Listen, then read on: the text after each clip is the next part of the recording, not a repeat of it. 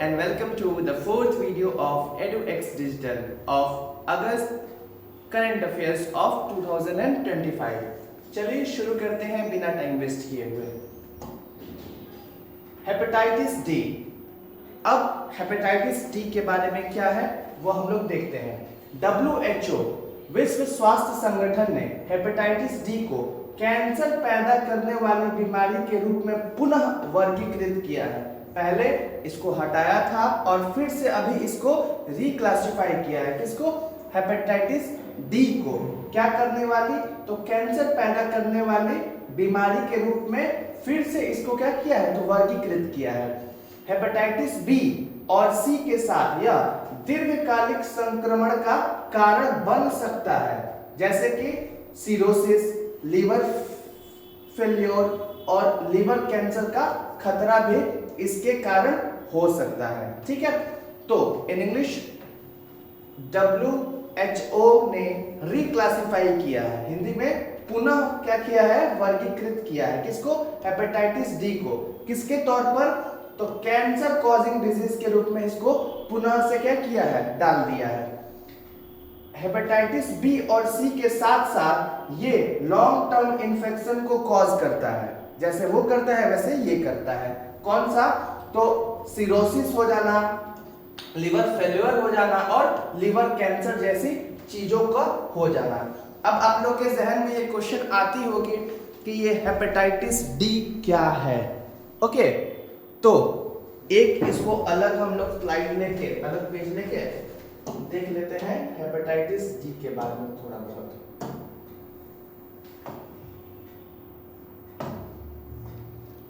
ठीक है, किसको देखते हैं? Hepatitis D.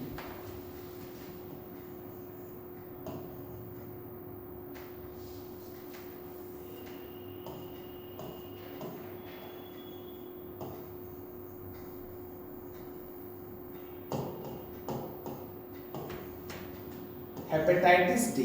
हेपेटाइटिस डी क्या है? तो एक तरह से हम लोग बोल सकते हैं कि एक वायरल इन्फेक्शन है। क्या है? तो एक वायरल इन्फेक्शन, एक वायरल इन्फेक्शन है जो कि कॉज्ड बाय, किसके द्वारा ये होता है? तो caused by hepatitis D virus. किसके द्वारा कॉज होता है? हेपेटाइटिस डी वायरस के द्वारा ये कॉज होता है। ठीक है, ये क्या होता है? तो एक तरह का आप लोग बोल सकते हैं इनकम्प्लीट बोलिए या डिफेक्टिव बोलिए। ये क्या है? तो इनकम्प्लीट बोलिए या फिर डिफेक्टिव आरएनए वायरस बोलिए। आई बात समझ में? किसको बोल सकते हैं हम लोग? हेपेटाइटिस डी को। ओके, अब एक और इसमें बात हो सकती है कि ये अकेले इन्फेक्ट नहीं कर सकता है। Can not infect alone. अकेले ये कुछ भी नहीं कर सकता, उसको चाहिए अपने साथ में हेपेटाइटिस डी वायरस। ठीक है, और अपने रेप्लिकेशन के लिए भी हेपेटाइटिस बी वायरस इसको चाहिए। क्या चाहिए?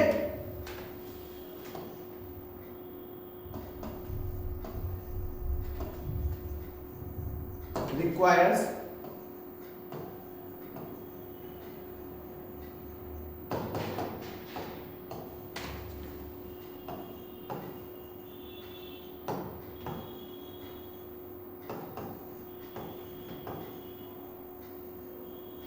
अपने रेप्लिकेशन के लिए, अपने संख्या बढ़ाने के लिए भी इसको क्या चाहिए?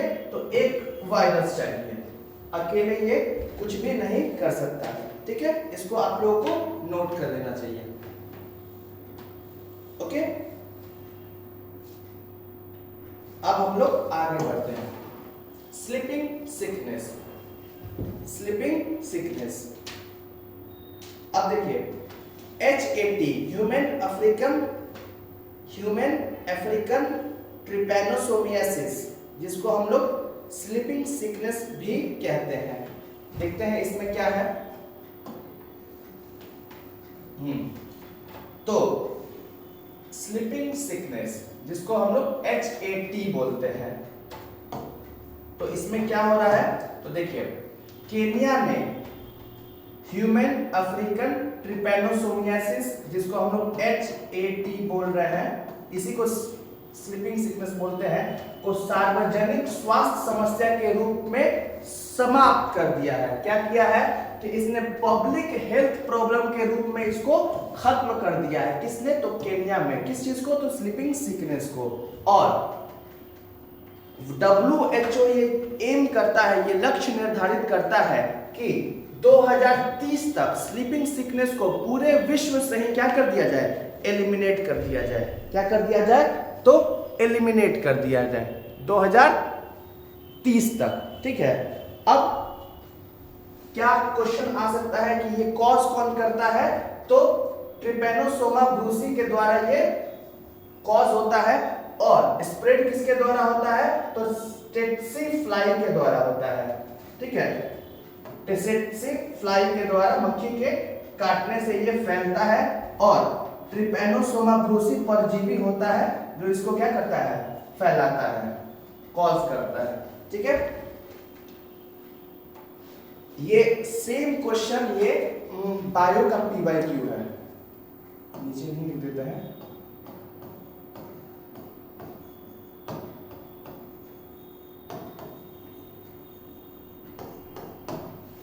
BPSC में। ठीक है, आगे बढ़ते हैं।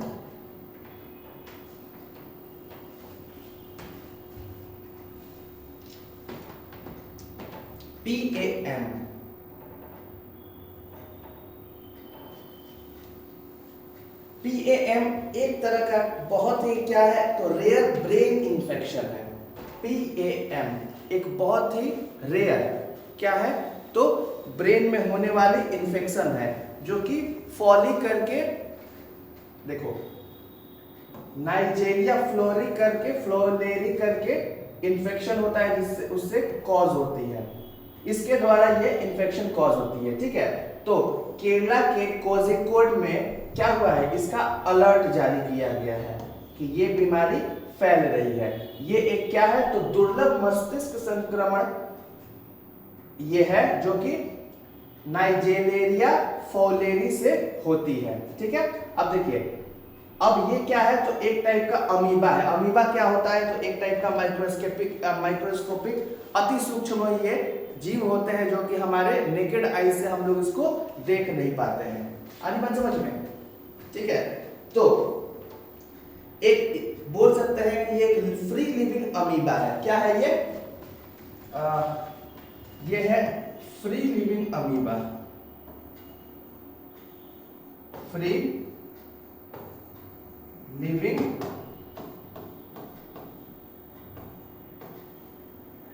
अमीबा। अमीबा क्या होता है वो मैंने इस लाइन में दे दिया है, कुछ ज्यादा ही हौच पौच हो गया है। अब आते हैं, नेपाल ने रूबेला को क्या किया है, तो समाप्त कर दिया है। ठीक है, रूबेला खसरा बोल सकते हैं इसको।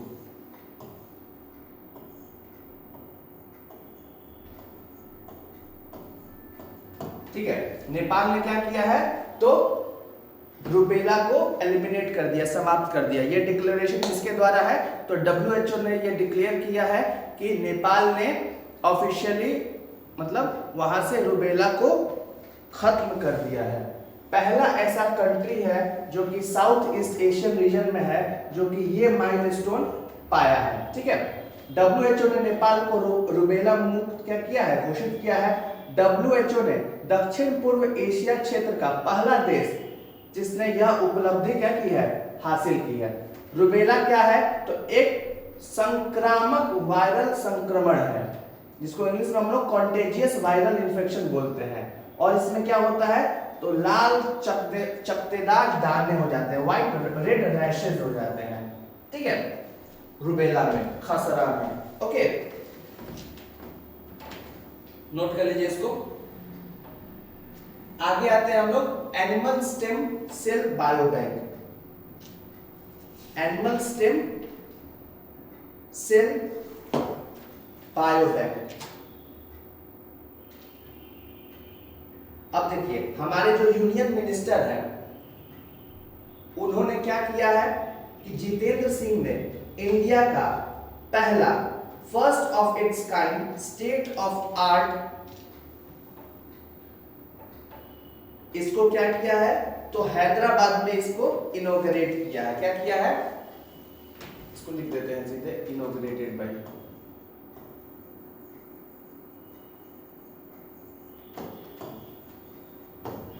कौन, inaugurated bye home, Jitendra Singh.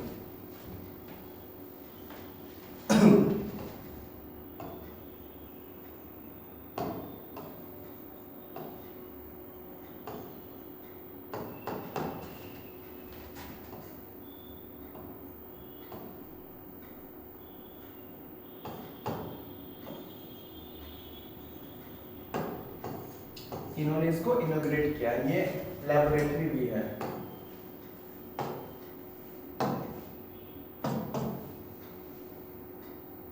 Biobank and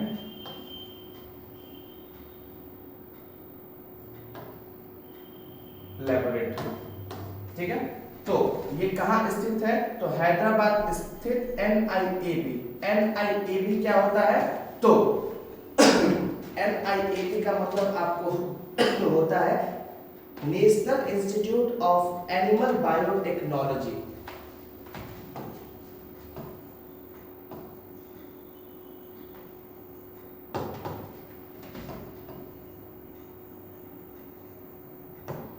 institute of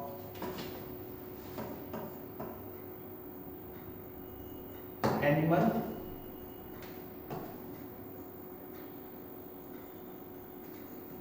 technology. आ रही बात समझ में। तो ये है NIAB का फुल फॉर्म जो कि हैदराबाद में स्थित है। ओके, अब देखिए इसमें क्या होगा, तो उच्च गुणवत्ता वाले पशु स्टेम सेल के भंडारण और संरक्षण की यह पहली सुविधा है, जो कि हाई क्वालिटी वाले जो एनिमल स्टेम सेल होंगे, उच्च गुणवत्ता वाले पशु स्टेम सेल का भंडारण होगा। भंडारण का मतलब होता है क्या, तो स्टोरेज, और स्टोरेज के साथ संरक्षण, जिसको हम लोग बोलते हैं प्रिजर्वेशन। ठीक है, तो ये इसमें हम लोग करेंगे। आज बात समझ में, ठीक है। अब इसके पहले हम लोग रूबेला देख रहे थे, तो रूबेला को हम लोग जर्मन मीजल्स भी बोलते हैं। क्या बोलते हैं,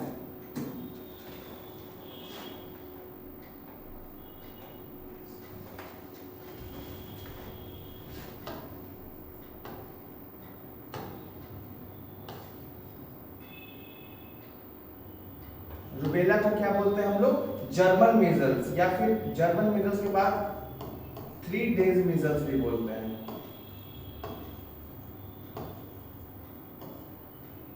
ठीक है, तो अगर ऐसा कुछ आ जाए तो घबराने वाली कोई बात नहीं है। ओके, अब आगे बढ़ते हैं।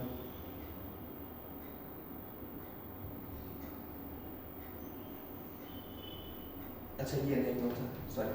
अब देखिए, एक है leap 1 satellite mission.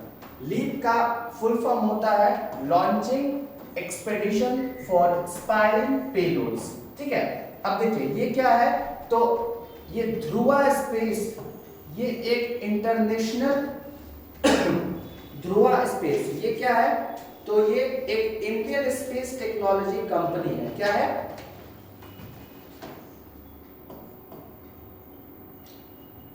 Indian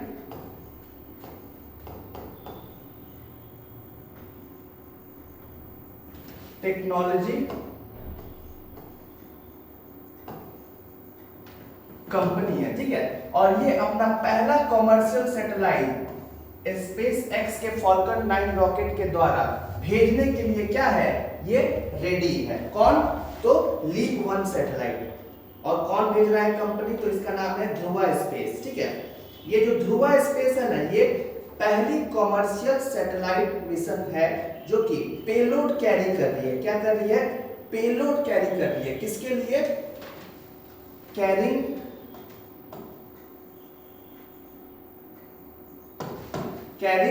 payloads for what, for AI. किसके लिए, तो for AI and earth observation. ठीक है, ध्रुवा स्पेस जो कि क्या है, एक भारतीय स्पेस टेक्नोलॉजी की कंपनी है। वो अपना पहला वाणिज्यिक मतलब होता है कमर्शियल उपग्रह सैटेलाइट भेज रही है। किसके माध्यम से, तो स्पेस एक्स के फाल्कन 9 रॉकेट के माध्यम से ये अपना लॉन्च करेगी। और इसमें पेलोड किस चीज के लिए है, तो एआई के लिए और पृथ्वी के अवलोकन के लिए इस पे पेलोड को वो कैरी कर रही है। आगे बात समझ में, आगे बढ़ते हैं। हाँ, अब ये देखिए,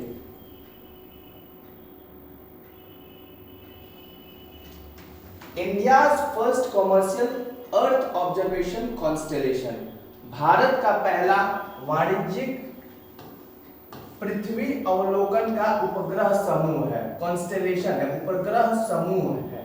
ठीक है, तो ये सॉरी, ये भारत का पहला पूरी तरह से इंडिजिनस है। इंडिजिनस है मतलब इसको बनाने में हमने किसी अन्य फैक्टर से मदद नहीं ली है। ठीक है, इसको कौन चला रहा है, तो it is led by Bengaluru based pixel. ठीक है, अब देखिए इसमें क्या हम लोग को देखना है, तो ये जो है वो एक कॉर्टेशियम से डेवलप हो रही है। जो उसको लीड कौन कर रहा है, तो बेंगलुरु में स्थित पिक्सेल कंपनी है। ठीक है, ये जो प्रोजेक्ट है वो अप्रूव किसके द्वारा हुआ है, तो आईएन स्पेस के द्वारा। आईएन स्पेस मतलब होता है international space promotion and authorisation centre. ठीक है, इसमें हम लोग को इसका अप्रूवल भी लिख देते हैं,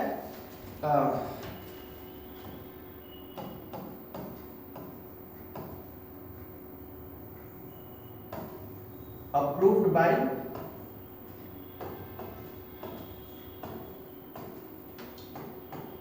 आईएन स्पेस। ठीक है, आईएन स्पेस का फुल फॉर्म आपको हम बता दें कि नॉर्मल है, Indian national space promotion and authorisation centre. Indian space, IN space हो गया। ये क्या करेगा, तो ये लॉन्च करेगा क्या, तो 12 एडवांस सैटेलाइट को लॉन्च करेगा 5 सालों में। ठीक है, क्या करेगा ये, तो 12 सैटेलाइट को क्या करेगा, लॉन्च करेगा। कितने साल में, तो 5 सालों में। और इसके क्या क्या फायदे होंगे, तो इनका फायदा क्या होगा, तो ये हम लोगों को डेटा प्रोवाइड कराएगा। किसके लिए पढ़ाएगा, क्या कराएगा, डेटा प्रोवाइड से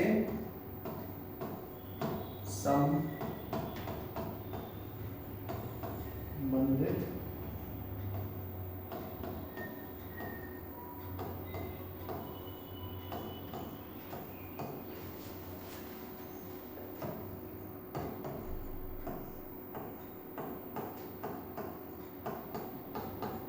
ठीक है, किससे संबंधित, तो एग्रीकल्चर से, डिजास्टर मैनेजमेंट से, नेशनल सिक्योरिटी से, क्लाइमेट चेंज से, इन सब से संबंधित जानकारी प्रदान कराएगा। और इंडिया के सेल्फ रिलायंट स्पेस इकोनॉमी को क्या करेगा, स्ट्रेंथन करेगा। ठीक है, अब इसमें हम लोग और देखते हैं, तो हम लोग क्या हो पाएंगे, तो हम लोग $1 बिलियन इकोनॉमी बन जाएंगे।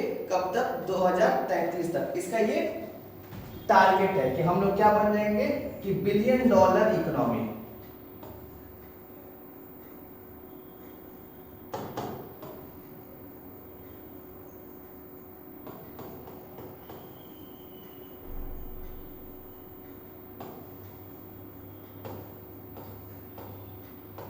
अगर ये हो जाता है तो इसके द्वारा हम क्या बन जाएंगे, तो $1 बिलियन इकोनॉमी हम लोग बन जाएंगे।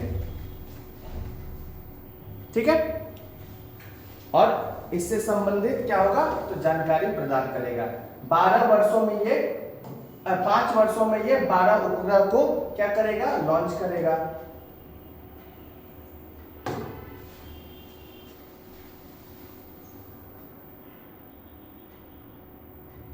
ठीक है, इसको आप लोग नोट कर लीजिए। और इसका एम क्या है तो भारत की आत्मनिर्भर अंतरिक्ष अर्थव्यवस्था को मजबूत करेगा, और यही बात जो हम लोग यहां पे देखे।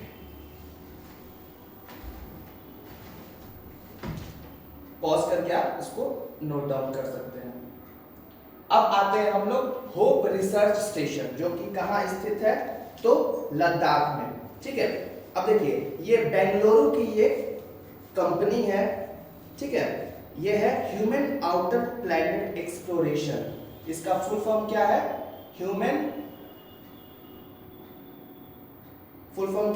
ह्यूमन आउटर प्लैनेट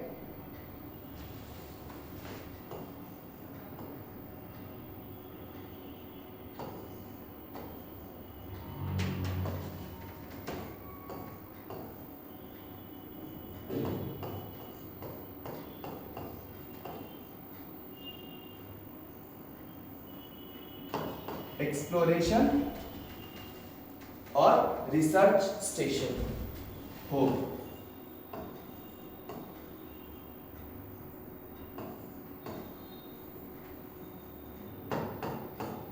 ठीक है, होप का ये फुल फॉर्म है। ठीक है, ये ज़ोकार, इसको लॉन्च किसने किया है तो कंपनी है जिसका नाम क्या है, बेंगलुरु बेस्ड कंपनी है जिसका नाम क्या है तो प्रोटो प्लैनेट। ठीक है, ये जो प्रोटो प्लैनेट है ये क्या है तो बेंगलोर की कंपनी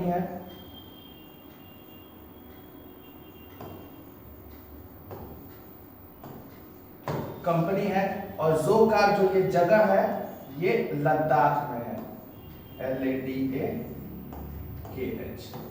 ठीक है, तो ज़ोकार जगह में प्रोटो प्लैनेट जो कि एक बेंगलोर बेस्ड कंपनी है उसके द्वारा ये लॉन्च की गई है।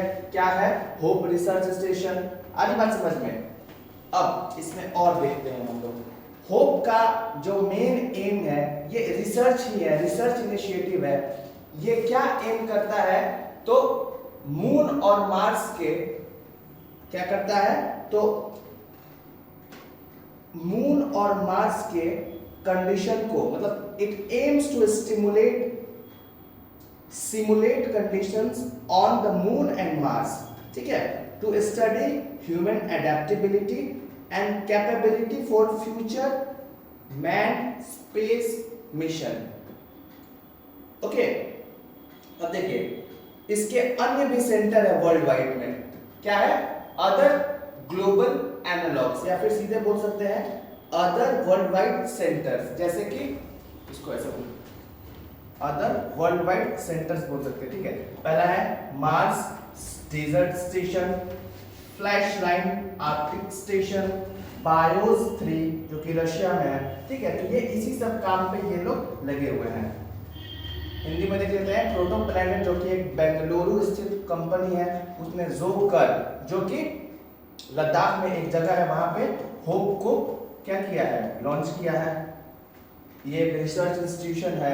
इसमें मानव अनुकूलन अध्ययन हेतु चंद्रमा और मंगल जैसी परिस्थितियों का अनुकरण करना होगा, और अन्य जो केंद्र है वो ये है। आगे बढ़ते हैं हम लोग। मिल मेडिकॉर्प,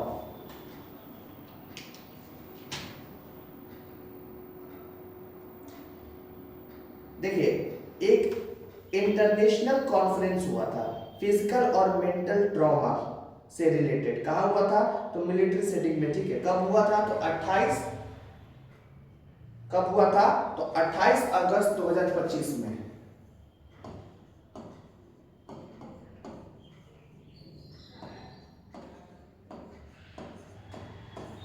ये हुआ था international conference on trauma in military setting, new Delhi. अब इसमें क्या हुआ था तो एक इसको पहले देखें कि इसको ऑर्गेनाइज किसने किया था। तो directorate general of medical services, organised bye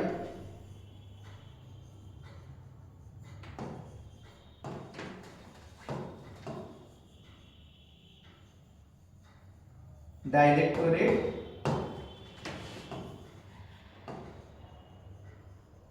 general of medical services, new Delhi. ठीक है, किसने ऑर्गेनाइज किया था? तो ये हम लोग लिख सकते हैं किसने ऑर्गेनाइज किया था। अब देखिए इसमें क्या हुआ था कि centenary of military nursing service को इस कॉन्फ्रेंस के दौरान हम लोग मनाए थे। इसमें क्या हुआ था कि 100 साल तक वुमेन का मेडिकल इंडस्ट्री में या मेडिकल सेक्टर में वुमेन की इसमें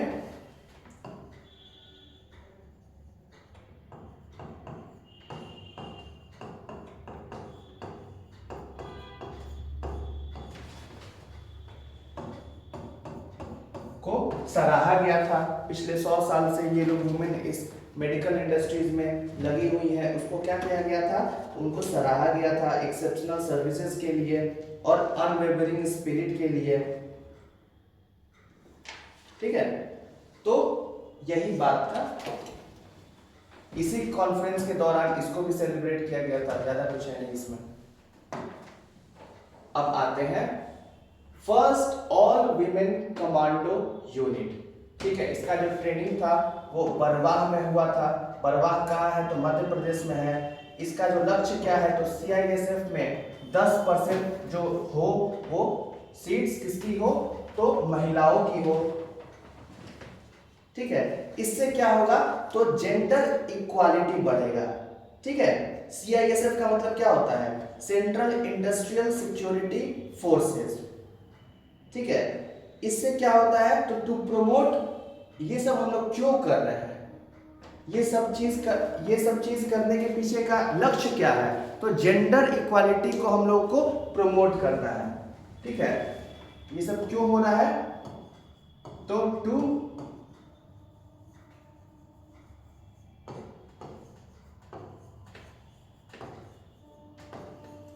सॉरी, इनइक्वालिटी अगर हम गलती से बोले होंगे तो उसको करेक्ट करके इक्वालिटी कर देना होगा। It is just a slip of tongue. Gender equality को प्रमोट करने के लिए ये सारी चीजों को सरकार कर रही है। ठीक है, अब इसको ट्रेनिंग कहाँ दिया जा रहा है? तो एक रीजनल ट्रेनिंग सेंटर है। कहाँ पे? तो बरवाह में।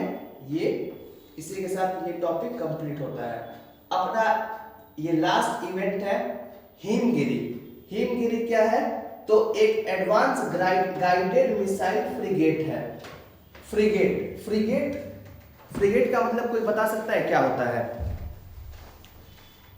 फ्रिगेट का मतलब होता है पानी में काम करने वाला लड़ाकू, क्या बोलते हैं उसको? जहाज। लड़ाकू पानी वाला जहाज।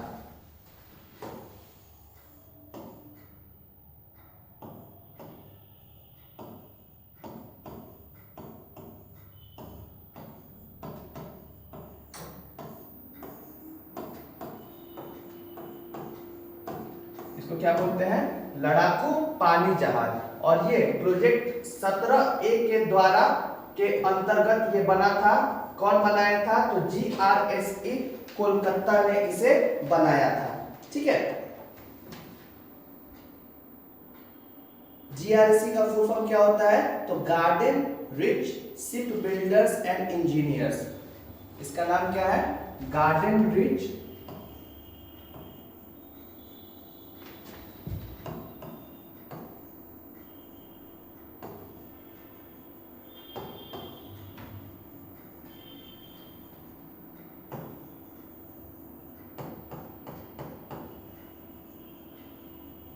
इंजीनियर्स। ठीक है, तो ये GRSE ने इसे बनाया था। अब इसमें आगे क्या देखना है? तो ये जो है ये कौन से क्लास के हैं? तो ये नीलगिरी क्लास के हैं। ठीक है। अगर कोई क्लास पूछे तो ये नीलगिरी क्लास के क्या है, तो स्टीप फ्रिगेट है, मतलब पानी वाले लड़ाकू जहाज है, ठीक है। और ये क्या है, तो इनको हम लोग बोल सकते हैं मॉडर्न सक्सेसर। क्या बोल सकते हैं, मॉडर्न सक्सेसर है ये किसके, तो आईएनएस हिमगिरी के, जो कि कब बने थे, 1974 में बने थे। और इसी के साथ साथ lecture 4 of our August 2025 current affairs is completed. जल्दी मिलते हैं अपने लेक्चर 5 के साथ। Thank you for watching us.